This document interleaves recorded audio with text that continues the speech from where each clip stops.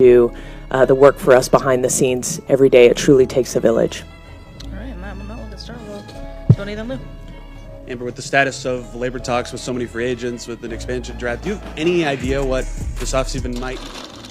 In the corridors of WNBA front offices, a story is circulating that has executives either scoffing in disbelief or nervously checking their own war chests. The tale involves the Indiana Fever, a franchise that has experienced a remarkable renaissance, and a plan so bold it could either cement their place as the league's next great dynasty or serve as a cautionary tale about ambition outpacing reality. At the center of these swirling rumors stands Lynn Dunn, the Fever's general manager, and a woman whose basketball pedigree speaks for itself. Dunn isn't new to building championship-caliber teams. Her resume includes decades of success at multiple levels of women's basketball. But if the whispers hold even a grain of truth, what she's planning for 2026 would eclipse anything she's accomplished before. This isn't just about assembling talent. It's about fundamentally restructuring how a WNBA franchise operates, competes, and dominates. The timeline is deliberate. By 2026, several crucial contract situations will converge, creating what strategists call a perfect storm opportunity. The collective bargaining agreement may be renegotiated. Salary cap structures could shift. And most importantly, Caitlin Clark, the generational talent who has already transformed the league's visibility, will be eligible for an extension that could shatter every financial record in women's professional sports. But to understand why this rumored plan is so significant, we first need to examine the current state of the WNBA and why Indiana finds itself in such an unprecedented position. The Indiana Fever's recent transformation has been nothing short of remarkable. Just a few years ago, the franchise was struggling to maintain relevance in a league where market size and historical success often dictate visibility. Then came Caitlin Clark, whose college career at Iowa had already made her a household name, drawing unprecedented television ratings and selling out arenas across the country. Clark's arrival in Indiana didn't just boost the Fever's fortunes, it fundamentally altered the economic equation for the entire league. Attendance records fell, television viewership soared, merchandise sales exploded. Suddenly, the WNBA had a mainstream star whose appeal transcended traditional basketball audiences, drawing in casual sports fans, families, and even people who had never watched women's basketball before. But popularity alone doesn't win championships, and Lynn Dunn knows this better than anyone. The Fever's current roster, while talented and increasingly competitive, isn't yet constructed for sustained dominance. The team has young pieces, developing talent, and of course, Clark's transcendent abilities. But championship teams require more. They require veteran leadership, complementary skill sets, defensive toughness, and most importantly, the willingness to make difficult decisions and bold investments. This is where the rumored 2026 plan becomes so intriguing. Rather than gradually building through the draft and minor free agency moves, the traditional path for WNBA franchises, Dunn allegedly has her sights set on something far more aggressive, a coordinated multiplayer acquisition strategy that would create an immediate and overwhelming competitive advantage. Any discussion of the Fever's future begins and ends with Caitlin Clark. By 2026, she will have completed most of her rookie contract, and under WNBA rules, she'll be eligible for an extension. This is where the numbers become truly staggering. Current WNBA maximum contracts hover around $250,000 per season, a figure that has long been criticized as dramatically undervaluing the league's premier talent, especially when compared to their male counterparts in the NBA. But Clark's impact on the league has been so profound that insiders suggest her extension could blow past these traditional boundaries. The whispered figures are genuinely shocking. Some suggest Clark's new deal could approach or even exceed $500,000 per season, effectively doubling the current maximum salary structure. Others speculate that creative contract structuring, including deferred payments, appearance bonuses tied to league growth, and unprecedented marketing rights agreements, could push her total compensation into seven-figure territory when all revenue streams are considered. Why would the Fever be willing to pay such astronomical amounts? The answer is simple economics. Clark has already proven she can fill arenas, generate merchandise sales, and attract media attention at levels the WNBA has rarely, if ever, seen. Her value to the franchise extends far beyond her ONC court production. She's a marketing phenomenon, a cultural icon, and the centerpiece around which an entire business operation can be built. But here's where the strategy becomes truly fascinating. Dunn allegedly isn't content with simply paying Clark and hoping other pieces fall into place. Instead, the rumored plan involves using Clark's presence and the revenue she generates as leverage to attract other elite talent, creating a roster construction model that has never been successfully executed in the WNBA. The first major shockwave in this alleged master plan centers on Sophie Cunningham, currently one of the league's most reliable sharpshooters and toughest competitors. Cunningham has built her reputation as a player who brings intensity, championship experience, and clutch shooting. Exactly the kind of veteran presence that young teams need to take the next step. Targeting Cunningham would represent more than just adding talent. It would be a direct challenge to the league's established order. Poaching a key player from a rival franchise sends an unmistakable message. The Fever are no longer content to develop slowly or wait their turn. They're ready to win now, and they're willing to outbid, outmaneuver, and outthink anyone who stands in their way. From a basketball perspective, Cunningham's fit alongside Clark would be nearly perfect. Clark's genius as a playmaker lies in her ability to find shooters, create open looks, and manipulate defenses with her passing vision.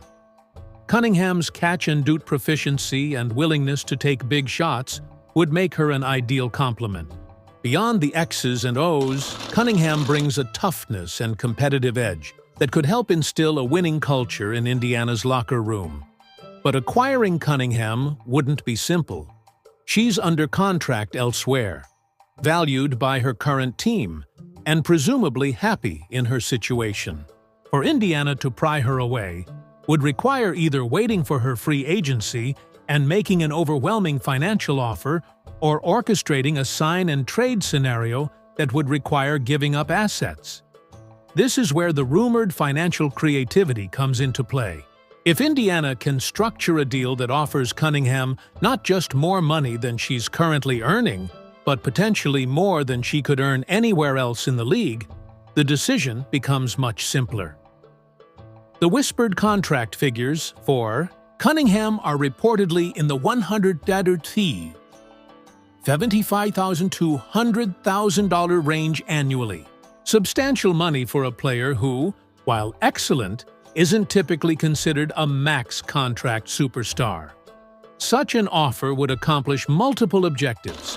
It would secure a perfect complementary piece for Clark.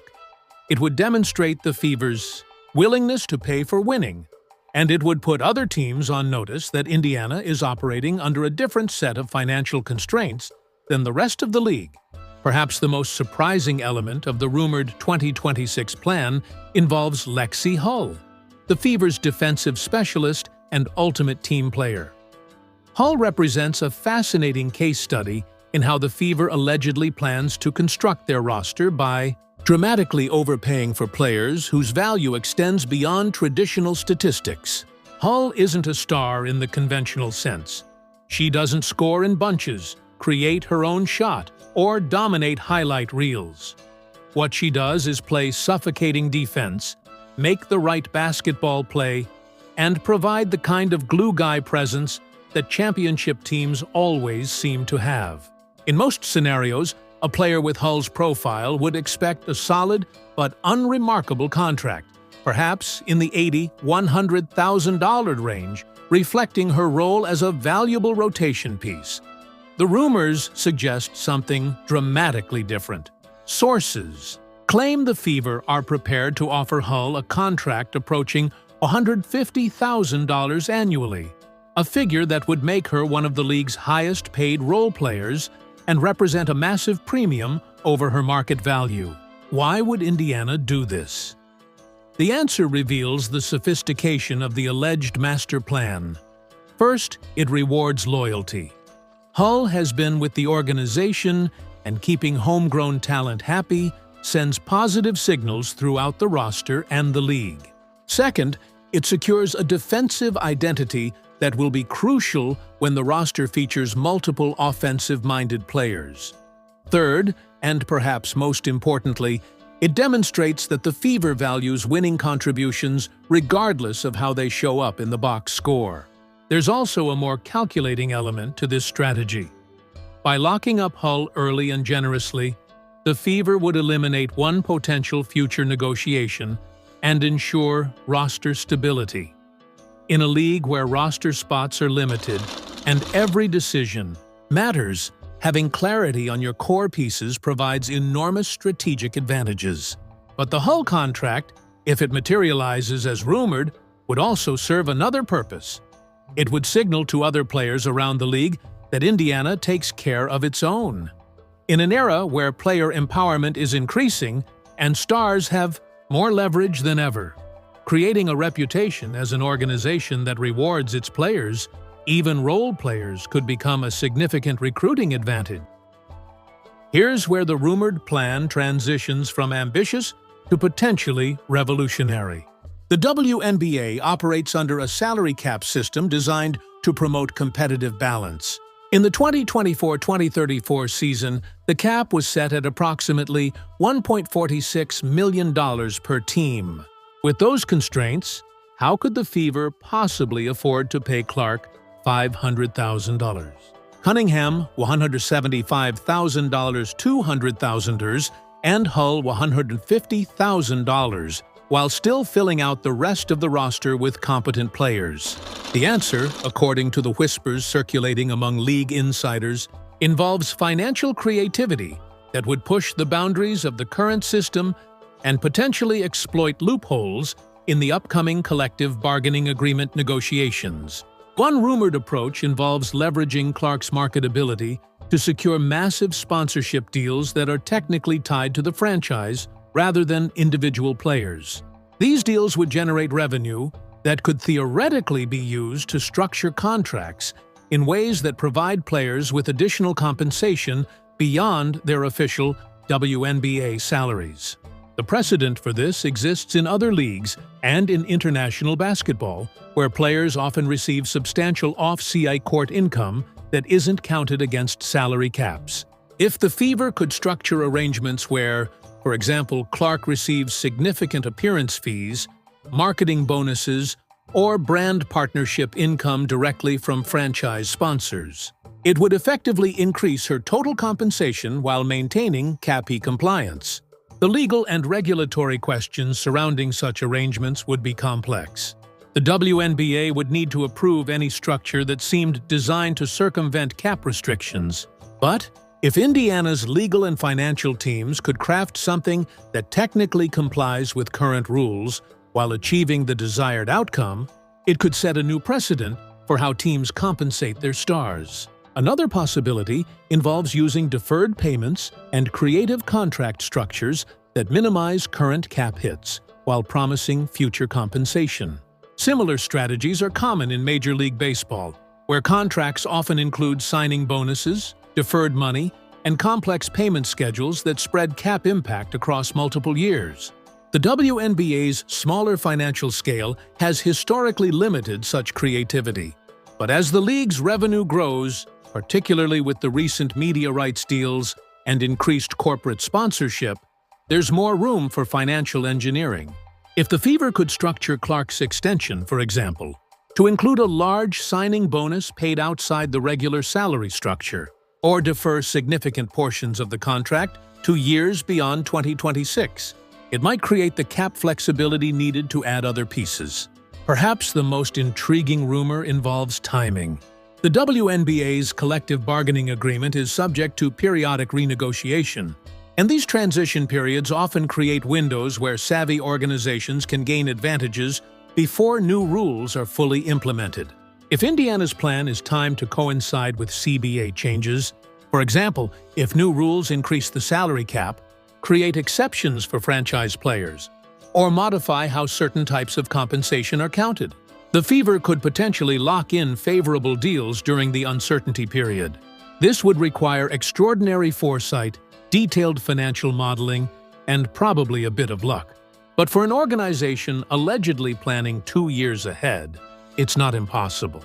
There are also whispers about the Fever's ownership group being willing to operate at a financial loss in the short term to build a championship contender that would generate long-term returns.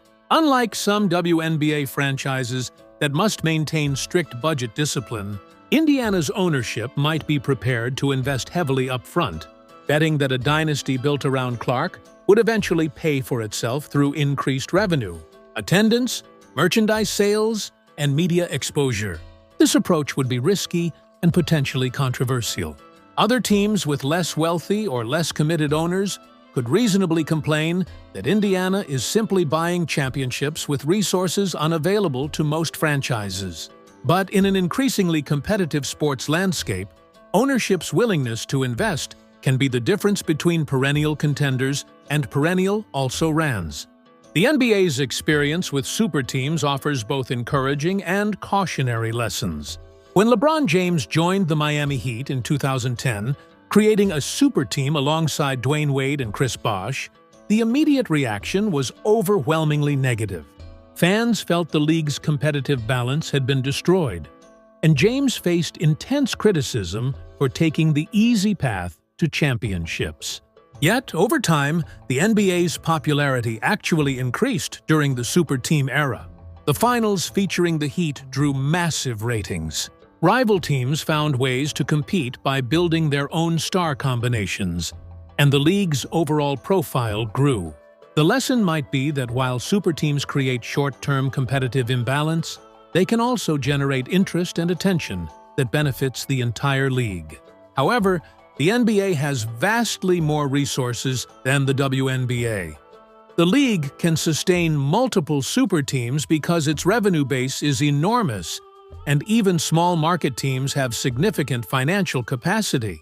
The WNBA's more limited resources might mean that one dominant team would simply monopolize success without generating enough compensating benefits for other franchises.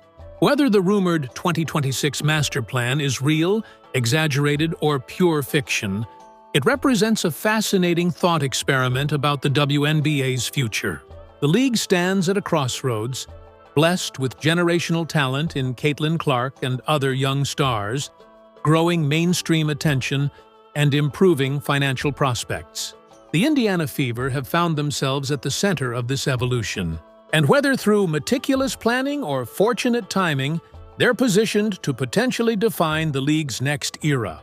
Lynn Dunn, if she is indeed orchestrating something as ambitious as the rumors suggest, would be making a bet that fortune favors the bold. That aggressive, creative, and perhaps unprecedented roster construction can create sustained excellence. For fans, the intrigue lies not just in whether these specific rumors prove true, but in what they represent. The possibility that the WNBA is ready to operate at a different level, with higher stakes, bigger investments, and more dramatic team-building strategies. Whether that evolution happens in Indiana or elsewhere, whether it arrives in 2026 or later, the direction seems clear.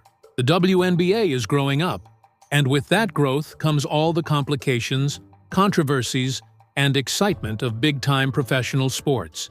A league that once struggled for survival now faces questions about competitive balance, superstar compensation, and dynasty building, problems that would have seemed absurdly premature just a decade ago.